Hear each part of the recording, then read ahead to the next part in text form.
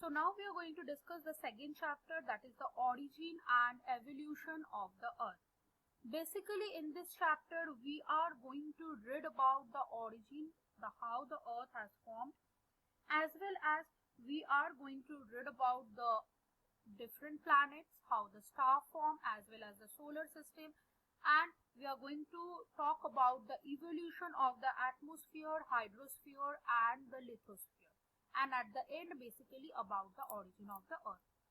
So in this chapter we will going to read about that different theories which was given by the different scholars.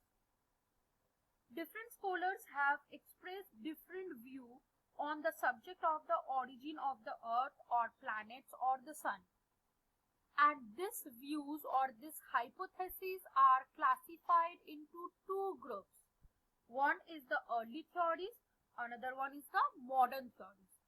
Now basically early theories means a large number of the geographers or a large number of the scientists, they told or they put some hypothesis forward about the origin of the earth in the early days.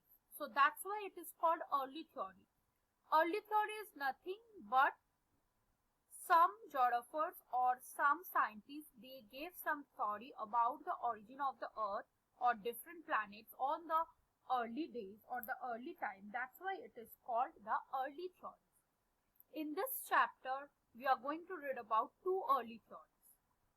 And modern theory means in nowadays, presently you have seen so many theories are coming nowadays, different scientists are giving different theories about the origin of the earth, that considered as a modern theory. Case of early theories, we will going to read two types of the early theory. One is called the unistar hypothesis, another one is called the binary hypothesis or bistar hypothesis. Now what is the meaning of this unistar hypothesis? By the name only you are able to understand unistar means one star. That means some of the geographers trying to say that from only one star or one celestial object the entire earth and the other planet forms or entire solar system forms. That's why it is called unistar hypothesis. Actually whatever theories they have presented all are not totally correct. It is not proved actually. That's why it is called hypothesis. And unistar hypothesis means here they are talking from one star the universe or the entire solar system in the universe form. And the next one is bistar hypothesis. The meaning of bistar or binary hypothesis is some group of the scientists, they said that the earth has been originated from two stars. That's why it is called bistar hypothesis. So basically there are two types of the theory in the origin of the earth. One is the early theory, one is the modern theory. Early theory having two types, one is the unistar hypothesis, another one is the binary hypothesis. Now in case of the unistar or binary hypothesis, unistar hypothesis, it's presented by nebula, where they are talking about a particular star was present or a particular celestial object was present, and the scientists told about the nebula. Now what is this nebula? Nebula is a cloud of gas where the dust particles are present, where the hydrogen, helium, this kind of the gases are present. It is a cloud of dust and the gas which is having hydrogen and helium. We can see this kind of the nebula in the sky, and these nebulas are formed by the explosion of the dying stars or the supernova. Now another group of the geographers, those who said about the binary hypothesis, they told no, from the beginning of the universe there was a sun and there was a passing star. So in the unistar theory they used or they presented the unistar theory by the help of the nebula, and nebula is a cloud which is made with the gas and the dust, and in the binary hypothesis they represents the thing as a moon was present as well as a passing star was present. Now different theories that we are going to read over here. One is unistar theory, example is nebula hypothesis. We will read next binary hypothesis, that is the collision hypothesis and the tidal hypothesis, And the third one we are going to read, that is the modern theory, and the example is the Big Bang theory. That is the example of the modern theories. Now the next thing that we are going to do, that is the nebula hypothesis. Nebula hypothesis, it's proposed by a German philosopher. The nebula hypothesis first proposed by a German philosopher. His name was Immanuel Kant in the year 1755. And after Kant, the mathematician Laplace revised in the year of 1796. It means that both Immanuel Kant and Laplace both gave the theory of the nebula hypothesis. First, Immanuel Kant gave the theory, then it was modified by Laplace in the year 1796. Nebula hypothesis considered that the planet were formed out of a cloud material which is associated with our sun, and it was slowly rotating. This was the Kant aspect.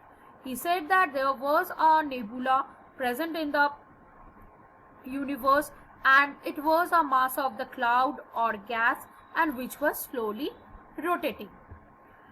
Now we will going to read about the Kant's theory about the nebula hypothesis.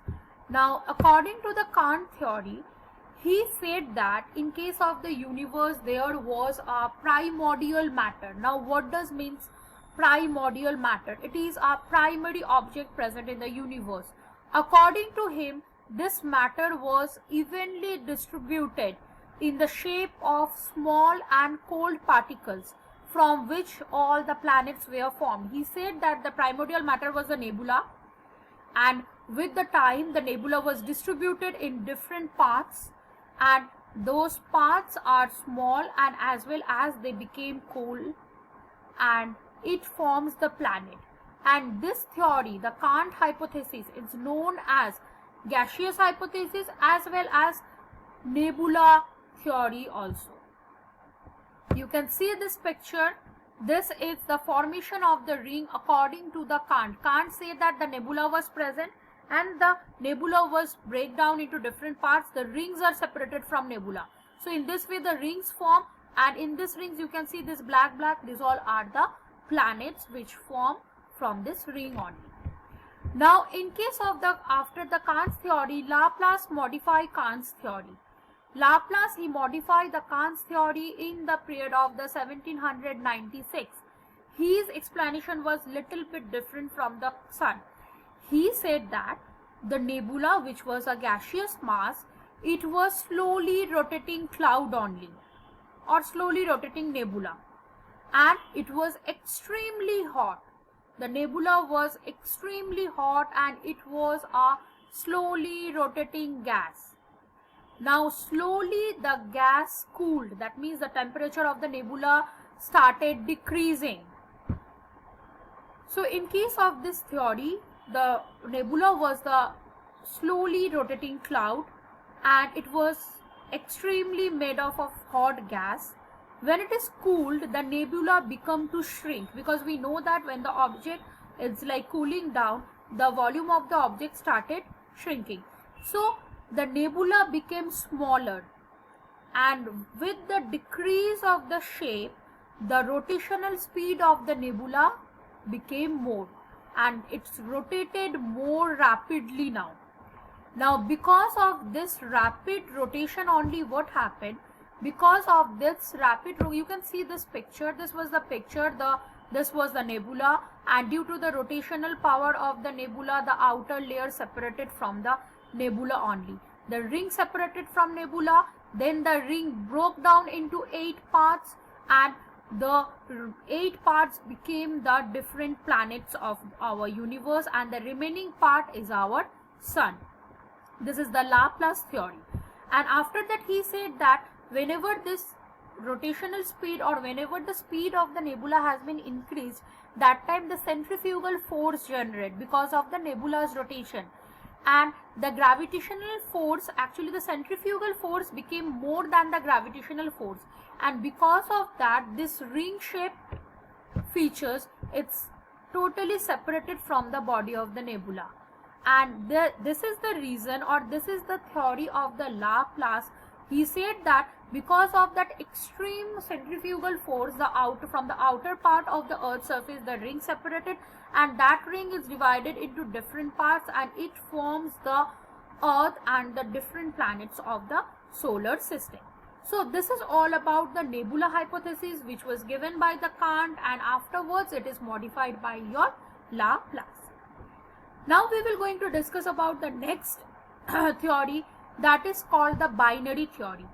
Already you all know that binary theory means, in this theory we are talking about two objects from which the entire system has been formed. Here they already said about a sun was there and a rotating star and an extra star was present in the universe from the beginning only, and from that only the Earth and the other planets formed. So in the year 1900, first of all, Chamberlain and Moulton, they first put their hypothesis where they said about a wandering star and the sun was present. According to them, the wandering star come towards the sun, approached to the sun, and because of the wandering star was big in shape, or the volume of the star was more than the sun, that's why the gravitational pull works. And because of that, a cigar-shaped extension of material was separated from the solar surface. Because whenever two objects come closer to each other, the gravitational force is more in which object, that object will try to pull the things from other one. The same thing happened over here, and because of that, from the solar surface, the material, a cigar-shaped material, is separated.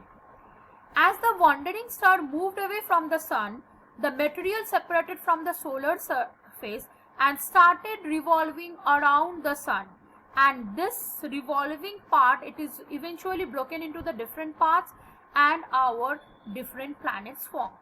And this is the theory of the binary theory, because in case of the binary theory, they said that from two things, the star, one wandering star and a sun, the entire planet and entire planets and the solar system form. See this diagram, it will help you to clear the concept. This was the sun and this was the rotating star. Now the rotating star comes in the orbit of the sun, and due to the gravitational pull, they try to pull some parts from the sun. Now once, this is called the cigar-shaped. This cigar-shaped part was totally separated from the sun due to the gravitational pull, and this part eventually broke down into the different parts, and in this way the Mercury, Venus, Earth, Mars, Jupiter and all the planets has been formed, and this sun is the present condition of the sun only. And this is the theory, it's called tidal hypothesis. At the first stage, you can see the bigger wandering star approaches towards the sun. In this phase we can see, then the star, this causes the bulge on the surface of the sun. You can see this kind of the material is trying to come outside because of the pull only. Then already the material is drawn out only from the surface, and this particular thing started moving around the sun, and eventually it is broken, and this broken portion condense into the planet. The temperature, it is decreasing, and these planets are formed. So this is the picture, or this is the actually process of the theory. And this tidal hypothesis is also given by Sir James and Sir Herhold Jeffreys. In the year 1919, they said the name is tidal hypothesis, and it was modified by the Herhold Jeffreys in 1929. According to them also, they also said the same thing about like the Chamberlain and the Moulton. They said that the sun was the gaseous mass in the beginning. Another star several times bigger, it comes towards the sun, and accidentally it pulls the gas material away from the sun, and due to the gravitational force.